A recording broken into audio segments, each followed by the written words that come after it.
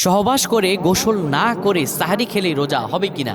অনেকেই রাত্রিতে স্ত্রীর সঙ্গে যাপন করে স্ত্রীর সঙ্গে মেলামেশা করার পরে যদি কেউ সেই অবস্থায় গোসল না করে সাহারি খায়, তাহলে এই সাহারি দিয়ে তার রোজা হবে কিনা? প্রিয় ভাইরা আমার, এই ব্যাপারে ইসলাম কি বলে?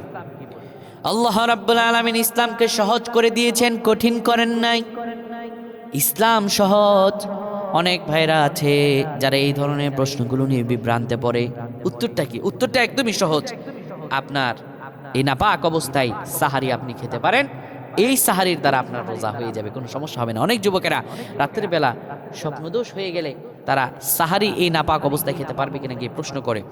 এতে কি হয়েছে? হাদিস সহিহ বুখারীর 1829 নম্বর হাদিস, আম্মাজান আয়েশা সিদ্দিকা রাদিয়াল্লাহু তাআলা তিনি বলেন, রমজান মাসে স্বপ্নদোষ ব্যতীত অপবিত্র অবস্থায়, অর্থাৎ স্ত্রী সহবাসের মধ্যে নাপাক অবস্থায় ওই ব্যক্তি যদি তার উপর গোসল ফরজ হয়ে যায়, হ্যাঁ, তিনি গোসল ফরজ হয়ে গেলে ওই অবস্থায় যদি সাহারি খান, এতে তার সাহারিতে রোজা হয়ে যাবে, কোনো সমস্যা হবে না।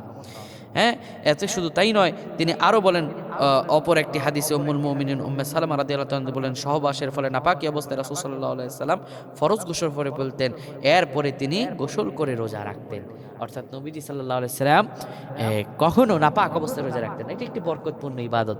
হ্যাঁ, কিন্তু আমরা এই অবস্থায় যদি খাবার খাই আর সেই খাবার দিয়ে রোজা হয়ে যাবে, কোনো সমস্যা হবে না। প্রিয় ভাইরা আমার, এটি মনে রাখতে হবে। শুধু তাই নয়, এই অবস্থায় আমরা কি করব?